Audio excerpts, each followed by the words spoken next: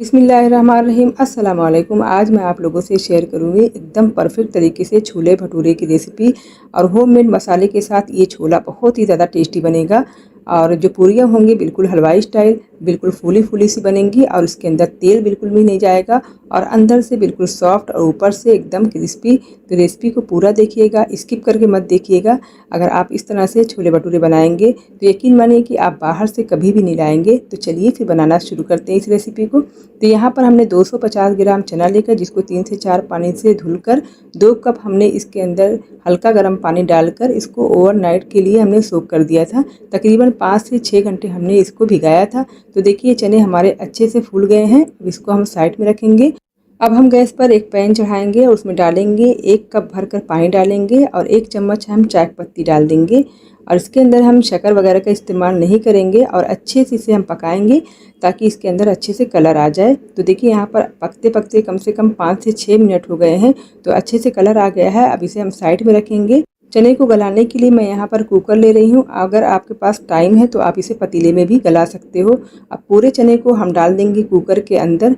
जो चाय की पत्ती हमने पका कर रखी थी उसको हम छन्नी से अच्छे से छान लेंगे। उसके अंदर हमें जो चाय की पत्ती है उसको नहीं हमें डालना है। अब उसके बाद डालने के बाद हम डालेंगे 1.5 कप पानी। पहले हमने 1 कप चाय की पत्ती का पानी लिया है, अब 1.5 कप पानी हम और लेंगे ताकि जो चना है अच्छे से डूब जाए। अब इसके अंदर मैं एक छोटा सा आलू छील कर डाल दूंगी। तब मैं इसको बाद में बताऊंगी मैंने ये आलू क्यों डाली हूँ। अब इसके बाद एक दालचीनी का टुकड़ा, एक हमने काली इलायची इसके अंदर डाल देना है। काली इलायची का फ्लेवर इस चने में बहुत ही अच्छा आता है। और 1 चम्मच हम इसके अंदर नमक डाल देंगे। सारी चीज़ों को अच्छे से हम मिक्स कर देंगे ताकि जो नमक वगैरह हमने डाला है अच्छे से मिक्स हो जाए। अब हम कुकर का ढक्कन लगा देंगे और हाई फ्लेम करके 2 सीटी और लो फ्लेम करके हम 3 से 4 सीटी आने तक अच्छे से गला लेंगे ताकि जो चना है हमारा अच्छे से गल जाए। जब तक हमारा चना गल रहा है तब तक कि हम भटूरे का आटा लगा लेते हैं। यहाँ पर हमने 2.5 कप मैदा ले लिया है और साथ ही में मैं आधा कप डालूंगी गेहूं का आटा। उससे जो हमारा भटूरा होगा बहुत ही ज़्यादा फूलेगा और बहुत ही ज़्यादा सॉफ्ट बनेगा। तो आप ज़रूर डालिएगा और ये हेल्दी भी हो जाएगा। और आधा कप मैं यहाँ पर बारीक वाली सूजी डालूंगी। मोटी सूजी का इस्तेमाल नहीं करना है। अगर आपके पास मोटी सूजी है आप उसे पीस कर डालिएगा। यहाँ पर 1 चम्मच हम डालेंगे चीनी, 1 चम्मच हम डालेंगे यहाँ पर नमक और 1/4 चम्मच हम डालेंगे बेकिंग सोडा। बेकिंग पाउडर का इस्तेमाल नहीं करना है, बेकिंग सोडा डालिएगा। अब 2 चम्मच हम डालेंगे यहाँ पर दही। तो दही बहुत ज़्यादा खट्टा नहीं होना चाहिए, 2 चम्मच से ज़्यादा आप नहीं डालिएगा, नहीं जो भटूरा होगा वो फटने लगेगा। तो जितनी इंग्रेडिएंट्स मैं बता रही हूँ उतनी हिसाब से आप डालेंगे तो आपका जो भटूरा होगा बहुत ही ज़्यादा अच्छा बनेगा। अब यहाँ पर 1 चम्मच हम रिफाइंड ऑयल डाल देंगे। अब सारी चीज़ों को अच्छे से हमें मिक्स कर लेना है। तो देखिए सारी चीज़ें अच्छे से मिक्स हो गई हैं। अब हम पानी लेंगे। पानी हमने नॉर्मल जो नल का पानी होता है वही हमने ले लिया है। अब थोड़ा थोड़ा पानी डालकर अच्छे से हम इसका सॉफ्ट सा आटा हमें लगा लेना है। बहुत ज़्यादा इसका आटा टाइट नहीं होना चाहिए, अच्छे से इसको गूँथना है। तो देखिए यहाँ पर जो हमारा आटा है हमने 1.25 कप के करीब पानी इसके अंदर डाल दिया है और धीरे धीरे से इसे अच्छे से हमें सॉफ्ट करके आटा गूँथ लेना है। अब इस आटे को हम 2 से 2.5 घंटे के लिए अच्छे से इसे हम कवर करके छोड़ देंगे। तो बहुत ही ज़्यादा सॉफ्ट आटा इसका लगाना है, तभी आपका जो भटूरा है अच्छे से फूलेगा। तो देखिए यहाँ पर हमने पूरी का आटा लगा लिया है। अब इसे हम 2.5 घंटे के लिए साइड में रखेंगे जब तक कि हम चने को चेक कर लेते हैं।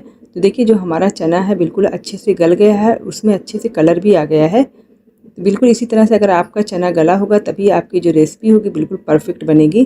तो देखिए अच्छे से चने को हमने गला लिया है। अब इसे चने को जो पानी होगा उसे हम साइड में निकाल कर रख देंगे और जो चना है उसे हम छान लेंगे। और चने के पानी को हमें फेंकना नहीं है, जिसे हम बाद में ग्रेवी में इस्तेमाल करेंगे।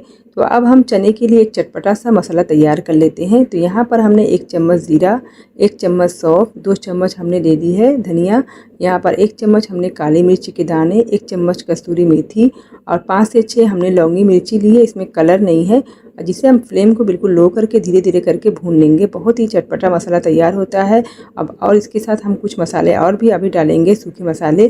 तो यहाँ पर देखिए हमारा जो छोले का मसाला है वो तैयार हो गया है। अब उसे अच्छे से हम ठंडा कर लेंगे और ठंडा करने के बाद इसे हम जार में डालकर बिल्कुल महीन से हमें पीस लेना है। तो ये मसाला बहुत ही ज़्यादा टेस्टी लगता है छोले में डालने के बाद, और बहुत ही ज़्यादा जो इसकी खुशबू होती है बहुत ही ज़्यादा बढ़ जाती है। तो घर के मसाले में और बाहर के मसाले में बहुत ही ज़्यादा फ़र्क होता है, क्योंकि बाहर के मसाले बहुत दिनों तक पैकेट में पड़े होते हैं और उससे जो चीज़ें बनती है उतनी अच्छी नहीं बनती है। अगर आप चाहें तो इस मसाले को स्किप करके जो छोला मसाला बाज़ार में मिलता है वो भी ले सकते हो। तो देखिए हमारा जो छोला मसाला है वो तैयार हो गया है। अब इसे हम साइड पे रखेंगे। अब हम गैस पर एक हांडी चढ़ाएंगे, क्योंकि हम छोला बनाएंगे। यहाँ पर 1.5 कड़छी हम तेल डाल देंगे। तेल यहाँ पर मैं रिफाइंड इस्तेमाल कर रही हूँ।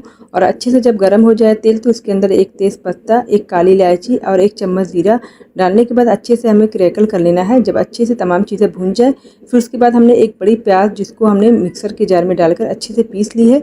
और अगर छोटी प्याज है तो आप 2 डालिएगा। अब इसके अंदर डालने के बाद धीरे धीरे करके हमें प्याज को बिल्कुल फ्लेम को लो करके हमें भूनना है। तो यहाँ पर देखिए प्याज में अच्छे से कलर आ गया है। अब उसके बाद हम डालेंगे 2 चम्मच अदरक लहसुन का पेस्ट डाल देंगे। अब प्याज को और अदरक लहसुन पेस्ट को अच्छे से हमें भूनना है। यहाँ पर 2 बड़े साइज़ के टमाटर बिल्कुल कलर वाले थे, एकदम लाल कलर के, जिसको हमने अच्छे से पीस लिया है। तो अच्छे से पीसने के बाद इसके अंदर हमें डाल देना है और अच्छे से हमें प्याज के साथ और तमाम चीज़ों के साथ भून लेना है। तो यहाँ पर देखिए फ्लेम को लो करके अच्छे से हमने भून लिया है। अब जो तैयार किया हुआ छोला मसाला था हम इसके अंदर डाल देंगे। अब फ्लेम को लो ही करके हमें भूनना है सारी चीज़ों को। देखिए अच्छे से हमें भूनते रहना है 3 से 4 मिनट तक के लिए। तो अच्छे से देखिए अच्छे से भून जाने के बाद अब हम इसके अंदर कुछ चीज़ें और मिलाएंगे। तो यहाँ पर 1 चम्मच मैंने ली हूँ कश्मीरी मिर्ची, जिससे बहुत ही अच्छा कलर आएगा छोले में। अब आधा चम्मच हम इसके अंदर नमक डाल देंगे, क्योंकि पहले हमने नमक डाला था, इसलिए हमने नमक यहाँ पर आधा चम्मच ही डाला है। अब सारी चीज़ों को डालने के बाद अच्छे से हमें भूनते रहना है। भूनना बहुत ही ज़्यादा इम्पॉर्टेंट है। अगर अच्छे से आप भूनेंगे नहीं तो मसाला जो कच्चा रह जाएगा, तो उसका टेस्ट इतना अच्छा नहीं आएगा। जब अच्छे से मसाला भून जाए, उसके बाद हमने जो बॉयल करके छोला रखा था वो डाल देंगे और अच्छे से छोले को हमें मिक्स कर लेना है। तो देखिए अच्छे से मिक्स हो गया है। अब इसके अंदर मैं डालूंगी गर्म पानी। यहाँ पर 1.5 कप के करीब मैं गर्म पानी का इस्तेमाल कर रही हूँ। गर्म पानी डालने से जो हमारा छोला है बिल्कुल सॉफ्ट बना रहेगा। अगर आप ठंडा पानी डालोगे तो जो छोला बिल्कुल हार्ड हो जाएगा, इसलिए मैंने इस रेसिपी में गर्म पानी का इस्तेमाल किया है। अब जो हमने आलू को बॉयल करके रखा था साइड में, अब उसको अच्छे से हम मैश कर लेंगे, इसके अंदर डाल देंगे। इससे जो हमारी ग्रेवी की जो कंसिस्टेंसी है अच्छी से बनी रहेगी, एकदम गाढ़ी रहेगी।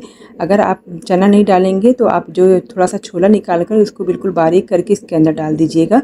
अब सारी चीज़ों को अच्छे से हमें मिक्स कर लेना है। अब फ्लेम को लो करके इसे अच्छे से हमें पका लेना है। और जो चाय की पत्ती वाला पानी है हम उसे डाल देंगे आधा कप, ताकि इसके अंदर अच्छे से कलर आ जाए। जैसे हलवाई लोग बनाते हैं ना, उसी तरह सेम कलर आ जाएगा। अब अच्छे से हम फ्लेम को लो करेंगे और उसे ढककर हम 5 से 6 मिनट तक के लिए अच्छे से पका लेंगे, ताकि जो सारी चीज़ें हैं अच्छे से मिल जाएँ। अब इसके बाद हम थोड़ा सा धनिया का पत्ता और पुदीना का पत्ता बारीक कटा हुआ डाल देंगे और थोड़ी सी हरी मिर्ची कट करके डाल देंगे और अच्छे से मिक्स कर लेंगे। तो देखिए ये बहुत ही अच्छे से हमारा जो छोला है बिल्कुल अच्छे से तैयार हो गया है। अब इसे हम साइड में रखेंगे। अब जो पूरी है उसका आटा हम देखेंगे, तो बहुत ही मज़े का, बहुत ही ज़्यादा खुशबूदार जो हमारा चना है तैयार हुआ है। अब इसके अंदर आधा चम्मच हम डाल देंगे आमचूर पाउडर। आप चाहे तो इसके अंदर एक लेमन का जूस अच्छे से निचोड़ करके डाल दें। तो यहाँ पर हमने आमचूर पाउडर डाला है। अब इसके बाद हम अच्छे से मिक्स करेंगे। अब छोले को हम साइड में रखेंगे। तो देखिए हमारा बहुत ही ज़्यादा खुशबूदार छोला तैयार हुआ है। अब देखो हम आटे को चेक कर लेते हैं। तो देखिए हमारा आटा भी बिल्कुल सॉफ्ट हो गया है। अब हम छोटी छोटी सी बिल्कुल लोई निकालेंगे। यहाँ पर पूरी के आटे में से हमने 3 से 4 लोइयाँ बना ली हैं। बाकी के आटे को कवर करके हम साइड में रखेंगे। आटे को खुला करके हमें नहीं रखना है, उसे कवर करके ही रखना है। अब 3-4 हमने लोइयाँ बनाने के बाद इसकी हम पूरियाँ बनाएंगे। और ध्यान में ये रखना है कि सारी पूरियों को हमें बेलना नहीं एक साथ, एक एक पूरी को हम बेलते जाएंगे और उसे हम फ्राई करते जाएंगे। क्योंकि सारी पूरियों को अगर आप बेल लेंगे तो ऊपर की जो उसकी सरफेस है वो ड्राई हो जाएगी, तो इससे हमारी पूरियाँ बैठ जाएंगी और हमारी पूरियाँ फूलेंगी नहीं। तो यहाँ पर पूरी बहुत ज़्यादा ना पतली बेलना है और बहुत ज़्यादा ना बारीक बेलना है, मीडियम में रखना है और इक्वल बेलना है। यानी सारी पूरियों की जो सरफेस है उसको एक जैसा हमें बेलना है। नहीं तो क्या होगा कि कहीं से आप मोटा बेलेंगे, कहीं से आप पतला बेलेंगे, तो पूरी एक तरफ से फूलेगी, एक तरफ से बैठ जाएगी। तो कुछ कुछ बातें होती है जो हमें ध्यान देनी होती है। देखिए एक पूरी हमने अच्छे से बेलकर आपको बता दी है। अब इसको हम फ्राई करेंगे और आपको बताएंगे इसको फ्राई कैसे करना है। यहाँ पर हमने तेल को पहले ही कढ़ाई में चढ़ा दिया था और फ्लेम को अच्छे से हमने हाई करके तेल को एकदम अच्छा सा गर्म कर लेना है। जैसे धुआं उठते टाइम तक हमें गर्म कर लेना है और फ्लेम को हमें लो करके अब हम पूरी को डालेंगे। अगर आप फ्लेम को हाई करके पूरी को डालोगे तो पूरी जलने लगेगी और उस पर कलर बहुत ज़्यादा आ जाएगा। तो यहाँ पर देखिए पूरी अच्छे से जब फूल जाए तो उसे अलट पलट कर हमें अच्छे से सेक लेना है और पूरी को निकालते जाना है। देखिए कितना प्यारा सा कलर आया है और कितनी ज़्यादा ये अच्छे से फूली है। अब इसी तरह से हम दूसरी पूरी डालेंगे और अच्छे से इसे हम पलट देंगे। अब बहुत ज़्यादा इसे पलटना नहीं, देखिए कितना अच्छा से इसका कलर आया है। अब इसे छानते हुए हम निकाल लेंगे। 1 से 2 सेकंड या 3 सेकंड लगते हैं इसे पकने में, बहुत ज़्यादा टाइम नहीं देना है, नहीं तो पूरी पे कलर बहुत ज़्यादा आ जाएगा और पूरी जो हमारी होगी वो जल जाएगी। तो बहुत ही मज़े की और बहुत ही ज़्यादा टेस्टी जो हमारा चना है, देखिए वो भी तैयार हो गया है। अब पूरी बहुत ही ज़्यादा सॉफ्ट बनी है, तो ज़रूर ट्राई करिएगा और फैमिली और फ्रेंड में ज़रूर शेयर कीजिएगा। इंशाल्लाह फिर मैं हाज़िर होंगी एक नई रेसिपी के साथ। तब तक की दुआ मुझे याद रखिएगा। अल्लाह हाफ़िज़।